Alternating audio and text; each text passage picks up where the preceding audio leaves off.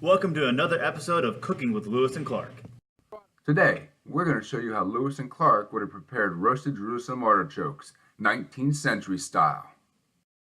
Hi there, I'm Mr. Raymond, I'm Mr. Graham, and we're here to do another episode of Cooking with Lewis and Clark. but I'm only here for the food. Good thing you're here for the food, because today we're making roasted Jerusalem artichokes just like Lewis and Clark did in the spring of 1805.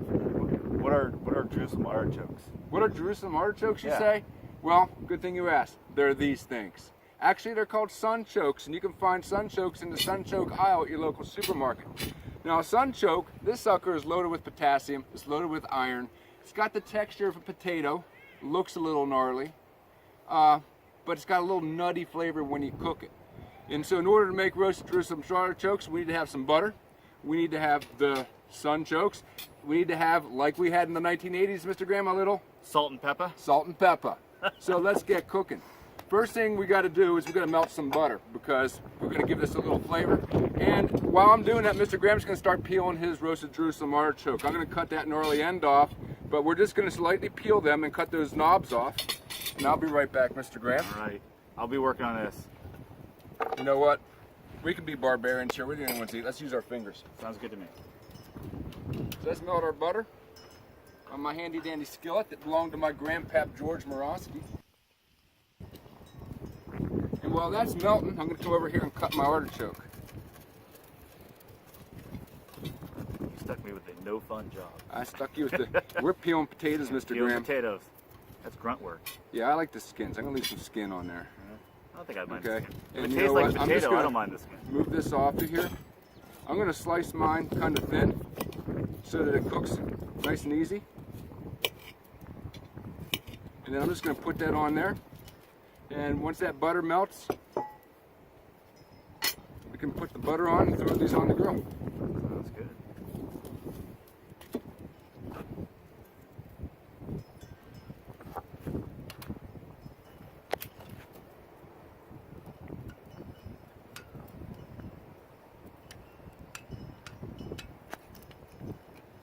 You know, butter's like bacon. You can't have too much Not of it. too much of it. Yeah. Just a liberal amount.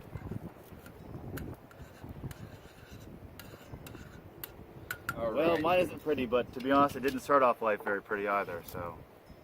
Now, this iron skillet, Mr. Graham, is majorly hot, so let's not touch it. And by the way, we are using sharp knives, and so a little disclaimer here, always have parental supervision when using a sharp knife. Absolutely.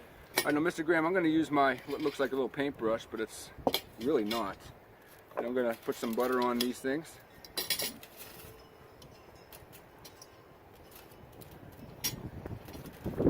And then, like I said, we're the only ones here, so we can be a little barbaric, and we can just use our hands, grab ourselves some salt and pepper. Sounds good to me. I'm going to do it this way. Oh, more butter. Always more butter. Salt. And we're going to wrap these things up and seal them really tight, Mr. Graham. Oh, that's a lot of salt. Yeah, I thought you wanted more Boy, salt. that is a lot of salt. All right. Seal that nice and tight.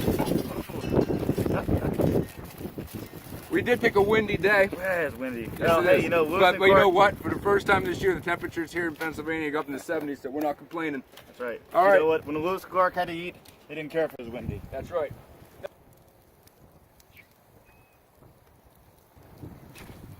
So we sped up the process a little bit. Yeah, we Okay. did. We did. No, we did. We sped up the process just a little bit. We did stick the foil wraps down into the coals of the fire. Now those coals are hot, so we're going to leave those there for about 2 minutes, flip them over for 2 minutes, then put them back on top for a couple more. And I think we're going to be golden.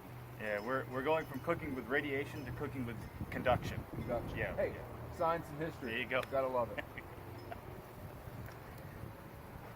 Start. All right, Mr. Graham, it's been about 10 minutes and our roasted Jerusalem artichokes, or sunchokes, are back up on top of the grill.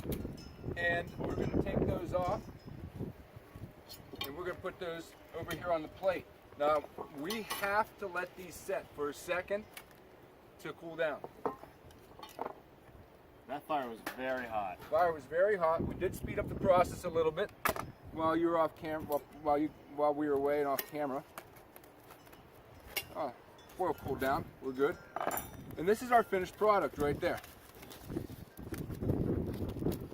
It does kind of look like a fried potato, doesn't it, Mr. Graham? Fried potato, yeah.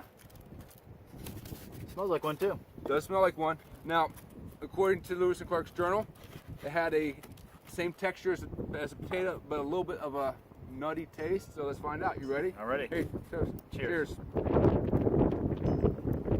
You know what? It is. That's yeah. not bad. It's not bad at It's all. actually kind of yummy. It's yummy. It has the texture of a potato. It is a little nutty. And it's a little nutty. Yeah. Like us. That was good. That was good. Yeah. Well, hey, thank you guys for joining us on another episode of Cooking with Lewis and Clark. I'm Mr. Raymond, and this is Mr. Graham. Hi there. We'll see you next time. Bye-bye. If you want to make roasted Jerusalem artichokes just like Lewis and Clark, here's what you need and what you need to do. Just read really fast.